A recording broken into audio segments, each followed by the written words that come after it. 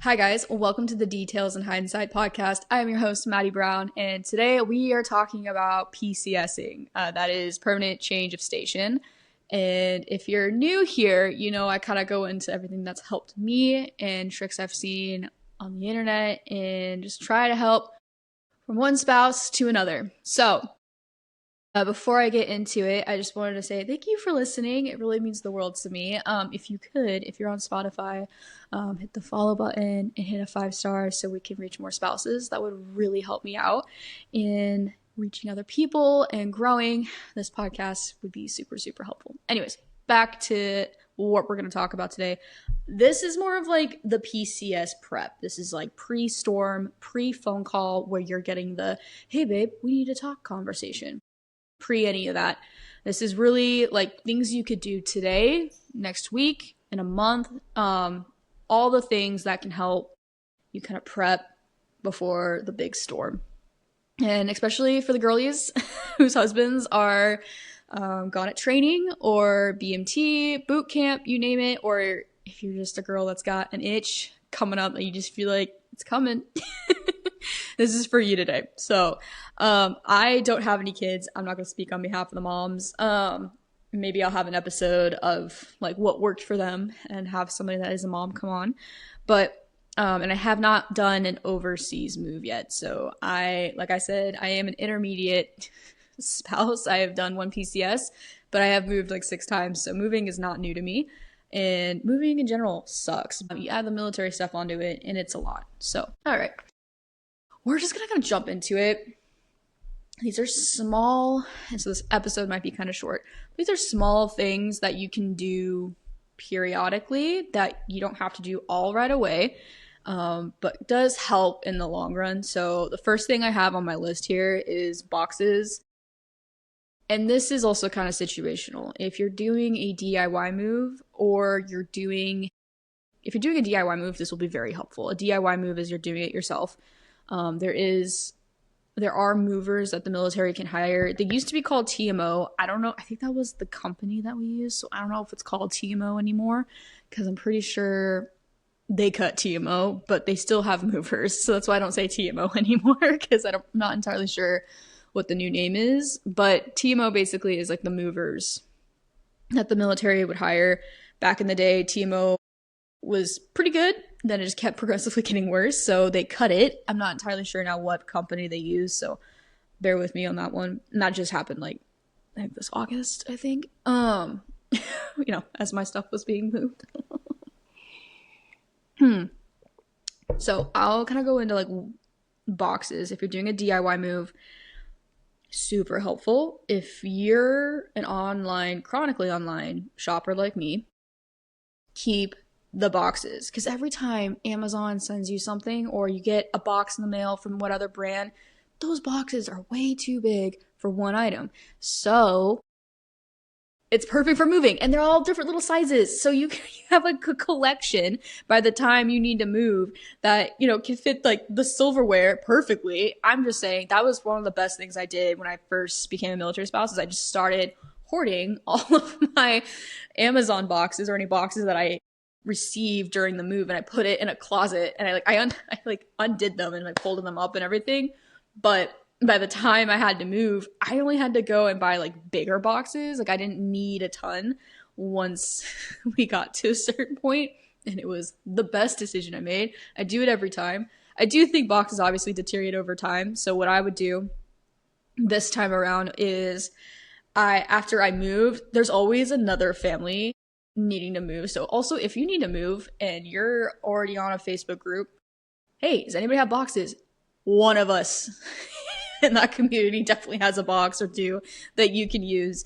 So use the boxes, get them where you can, and hold on to them for as long as you can. If, you're going to do a DIY move, those are the best. That's like one of the best things I would suggest. And then when you move and you finally unpack, start fresh. Give those away and get new ones in. So that way you're not holding on to the same old crusty box every time, because that can like hold on to mold and other things. So I highly recommend keeping the boxes starting now until your next move, and then donate it to another family. So when it's being used over and over and over again.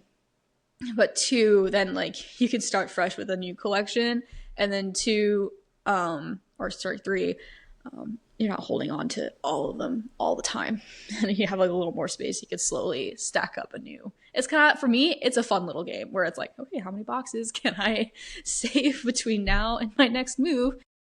And then again, it's not like I order everything every day, but like when I have to order plant soil for my plants behind me, okay, that comes in a box, and that box is currently in a closet. Hold on to the boxes. That's like one of my biggest pieces of advice. And if you need boxes, before you go to like any of the Home Depot or even U-Haul, I think those are pretty cheap. Try and go to like your local Facebook group chat, Facebook group or whatever, and see if anybody has any they're selling. Because usually there's at least once or twice a week there's a curb alert, at least. So it's a big community. Everybody's always moving. It circles through pretty quickly. So if you need free boxes, I am sure there's somebody in a military spouse page or in a military group page willing to take it, like give it to you for free. So before you go and buy boxes, Facebook's a great option. Oh my gosh. The second one is also small, but super helpful. I got these little labels that had, and this is more for a DIY move, that had like the names of each room on it. So it was like the kitchen, the office, the master closet, the bathroom. And like every time I packed a room, I would use that sticker and label it. So when we were unloading the U-Haul, I could send each box to its designated room already. And that's like half the battle right there. So pre-organizing your stuff, super helpful. And I think I got it on Amazon. I do have an Amazon storefront, so I will have that in the link in the description. So you can go ahead and see all the stuff I use all the time down there and stuff I do have and do use. You can order boxes on there as well. I think they have like a U-Haul package too.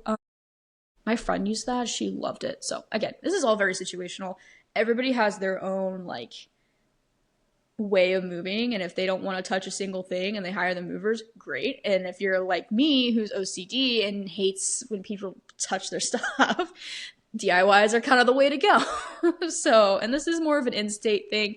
I don't know how a DIY move would go overseas. I don't know, but if you have moved overseas, please comment on this episode your best trick. We'd love to hear from you.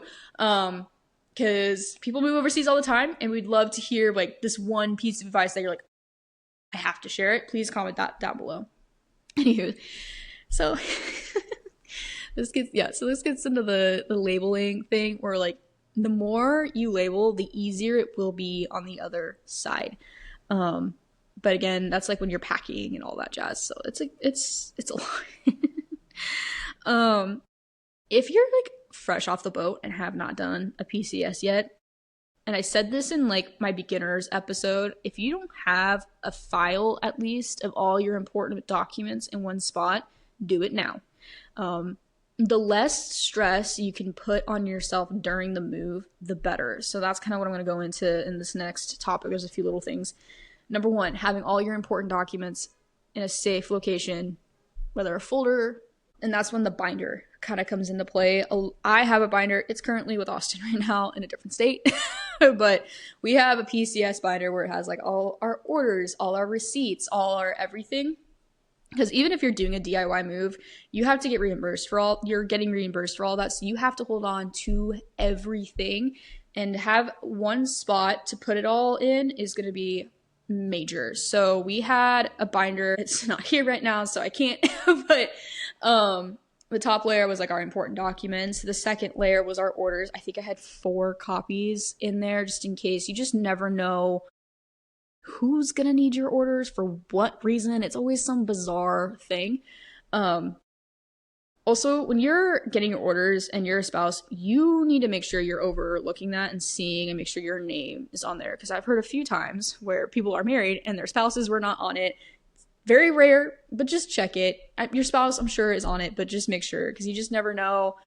There's a lot of miscommunication when it comes to the military, so just make sure when it comes to your side, like you're on it because there's so many PCSs happening all the time. They're not going to go out of their way to be like, how'd it go? Like you have to advocate for yourself for this. So just make sure all your paperwork is up to date on that. I would follow that up with, if you have pets, go to the vet now.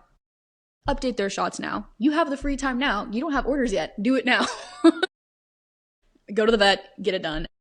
Do it once. I do it every I do it every time I get an email from my vet, but if I don't get those, usually it's the 1st of January, just in case anything goes wrong. I think we switched it to October actually because of Oakley, because we got Oakley in October. And so we just update everybody's shots in October. Shots, blood work, you name it, we do it there, because if you're doing an overseas move, they're going to need an up-to-date of all that anyways.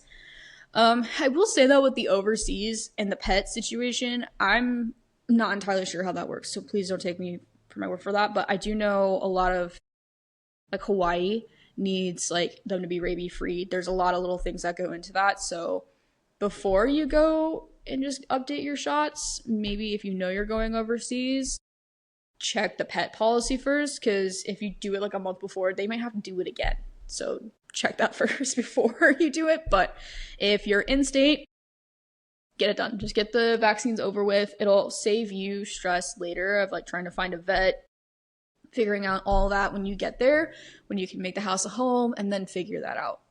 The less stress you can add, the better. So what I would do is just make sure your pets have everything they need. Make sure you have the vaccine records. So after you go to the vet appointment, ask them to print a copy of it, of the pet's vaccine records, so you can just put it in the binder, because you just never know like who's gonna need what. And sometimes landlords ask for vaccine records as well, and they're gonna need a copy of that. Not only do I have a physical binder, but I also have an iPad that can help me send whatever document out to wherever. And anytime I get a document, I keep it in like a little folder as well. So, and I have like a full-on dedicated folder on my iPad that's just for PCSing. So same categories, just in that little folder. Yeah, so pets, if you got pets, now would be the time. So another thing, seems small, but helps a ton. I recommend getting more suitcases if you can get another suitcase, because I think if you're flying, you can check up to 2 bags for free. Depending on the airline, some airlines allow more if it's an overseas haul. I'm not entirely sure. It depends on the airline, so don't quote me on that, but bare minimum, it's 2 bags.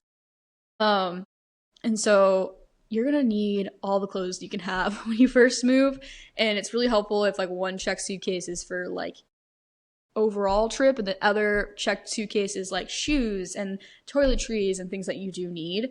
You don't have to worry about it. So, and that's for each of you. So like your spouse and your service member get 2. So make sure you're starting to upgrade your suitcase situation. I promise you that, like, it is worth the investment in a good suitcase set, because you are going to be moving a ton. And also you're going to be flying a ton to go see your family or to go see relatives. Like, you're going to be traveling a lot as a spouse. So to invest in a quality suitcases would be extremely helpful for you later on as well. I am probably gonna have to buy a couple more here shortly because I'm traveling a lot next year.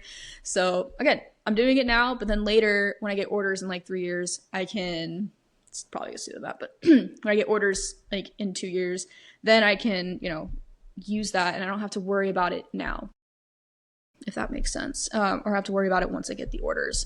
I can just go. That's the other thing.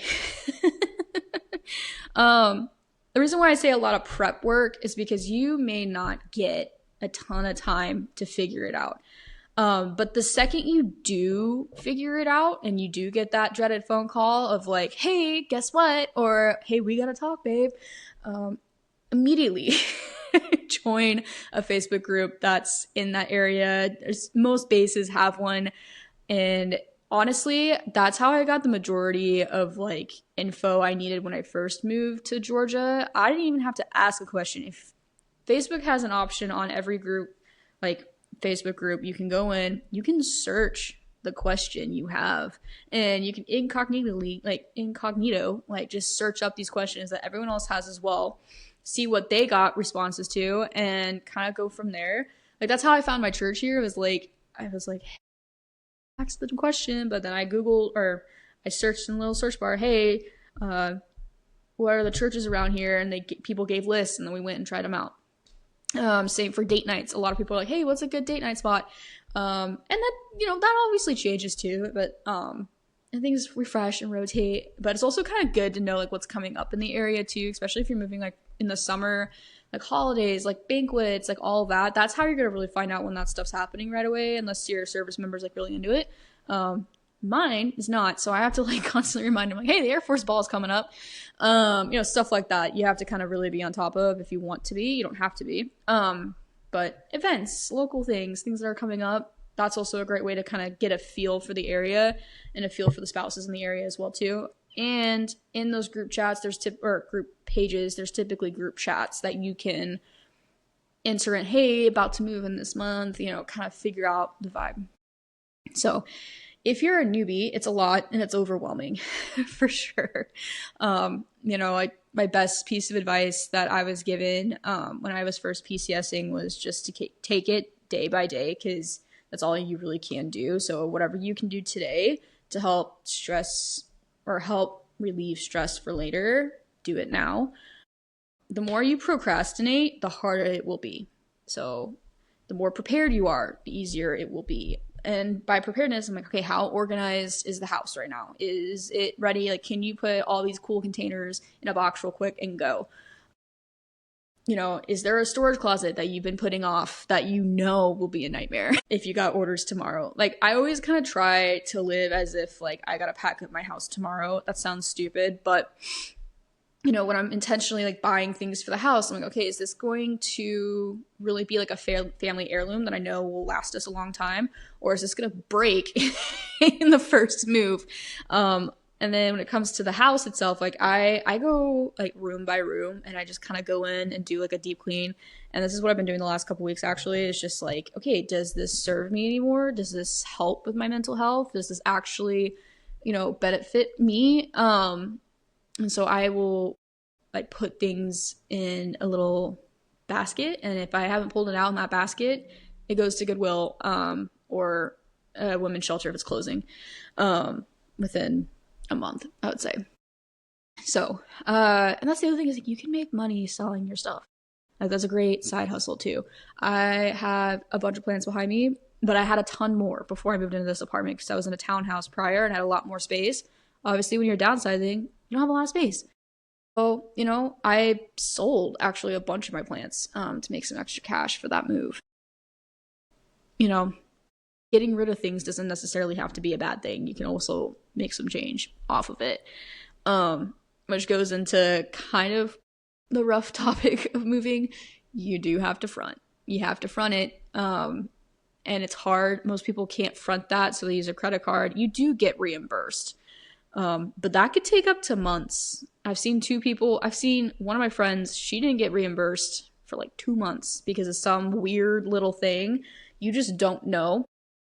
So, if you can save for the move, now would be a good time too. I've heard different numbers. My personal opinion, if you could save like $5,000 just in case, because like the other thing is like as a spouse, like you probably won't have a job wherever you're going next. And that is unfortunately like the reality of it.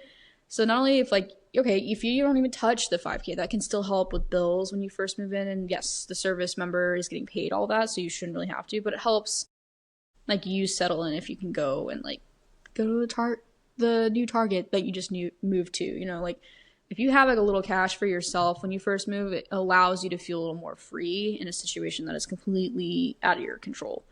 So not that like, Austin and I, like we share everything, but it's nice when I get paid, like I have a little extra cash for me and I can go to the nails salon if I want to, or like things like that. Or I can go to Starbucks and not feel guilty about it. You know what I'm saying? And like $5,000 is like a good number to kind of have for you too. Just that way you can look for that new job or adjust to being a stay-at-home mom. There's a lot of adjustments in a PCS. It could go any way, so in any shape or form. And I'm not even, and this is not even talking about the mom side of everything too. And I don't want to disregard that. I'm just not a mom yet. I can't speak on behalf of that. But you know, y'all are warriors. I don't know how you do it. Like I'm a mess with my dogs and moving, let alone children. But like literally, y'all are strong. I really like, it's really cool and empowering to see when I see like moms on TikTok and Instagram moving their children across the world. It's awesome, and it's really empowering because like you can do it. You're not alone. There are plenty of people that are PCSing. There is a big PCSing group on Facebook. It's literally just called PCSing, I think. It's that I think I'm still a part of. And it's just people that have the same questions, like, would this work with this? And it's a great place to get resources on PCSing as well, to prep and help as well. Another thing I would say, like pre-move, and like let's just say you got the orders and you got to start packing up tomorrow. If you don't have one yet, a tool set, a nice tool set, like a standard, you can get them on Amazon. A tool set to help you like take apart like the desks and the bed frames and all of that. Just to have one in general is important. But if you're just freshly married, like that's not even on, I wasn't even on our registry when we got married. But like a nice screwdriver, like a drill set, and like a nice basic tool set will help and go a long way. A wrench is also super important. Like things like that you don't necessarily think about. But when you're moving, things have to come apart. like this couch, like these little 4 feet things, like they have screws all over this thing. And like, if you don't have the Allen wrench, like you need to figure it out. And if you have a tool set just to kind of get it done, that is going to help you a ton. And that kind of goes into like the last thing, I guess, for prep. When you're packing, have like a box that's like ready for week 1 of wherever you're living. So take the final toilet papers off the rolls like right before you leave and put them in the box. Cleaning supplies like your dish soap, stuff like that. I would put like a first aid kit in there just in case, because like you never know, like you could twist an ankle, you could cut your arm, move in boxes, there's a lot of knives involved, so you never know, especially when you're unpacking. So just make sure you have like basic necessities. I would say like first aid kit, I would say that toolkit that I just talked about, toilet paper in the rolls, paper towels if that's your vibe, or like whatever you use to clean your house, like Clorox wipes, like things like that, like disinfection wipes would be super helpful. Dusters, like whenever you move into a new place, there's always dust. So like a little duster. If you have pets, a lint roller, that really helps a ton. Poop bags, that's super important because sometimes dogs just don't understand the new environment right away. A poop bag helps a ton. So like 2 little spools of poop bags I would put in that little kit. It's like I would call it like the first week kit. So whatever you need as a family, and you know what you guys need, like standard housing operations to help. I honestly would buy little small packs of batteries too to put in there because you just never know what you're gonna need. I would put a measuring tape in there. I would put, so I feel like kitchen stuff you can unpack pretty quickly, but it just takes a minute to adjust. But like fresh off the boat, you just walked in the house, you have no idea where anything's gonna go yet, and they're unpacking all your stuff. You're gonna need to go to the bathroom, so have toilet paper in there. You're gonna need to wipe things down. Boom, paper towels, disinfectant wipes if you have it, like the little sprays that you guys like, family situation. Trying to think what else I would put in there. Because like I would say toiletries, but that's like a separate, that should be in your personal bag. But like first week move, like first week. So that's just the vibe on that. Add to that as you will for your family and need it. It's like a small box. I would say like, like when, I don't know, it'd just be like a small box that you can have in your car with you if you're doing a DIY move, or you label it as like first day box during the TMO move. And, it gets there. That's the first box you got to hunt down. You know what I'm saying?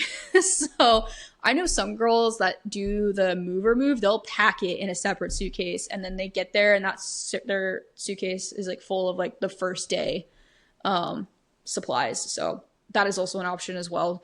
Just make sure you have like the basics at reach, because at the end of the day, like when you're moving in, the last thing you want to do is like run to the grocery store real quick and grab all the things basically all over again, when you can just have a small kit real quick, and then you can kind of build a bigger list. So then when you do your first haul, it's not like multiple times. It can just be like one big haul, because it's a lot. You're adjusting. There's so much change in a PCS. It's insane. So the more you have available when you first get to your new house or apartment or home, wherever it is, the better and easier your transition will be, for sure. My next tip is just to, really don't forget to like really enjoy the now. If you're not moving right now and you're not, you don't got anything coming up right now, just enjoy the now. Remember this moment, because it'll get crazy again, and we all know that. So I guess that's like my last piece of advice is, if you're not PCSing right now, enjoy the peace. Be grateful, and just remember that probably soon that will be your life. But for now, it's not, and that's okay. So that is kind of all I have for prep work when it comes to PCSing tips and tricks. If you have any overseas tips or tricks, please comment those down below. I have not moved overseas yet, so I don't want to speak on behalf of that, nor do I want to speak on behalf of moms.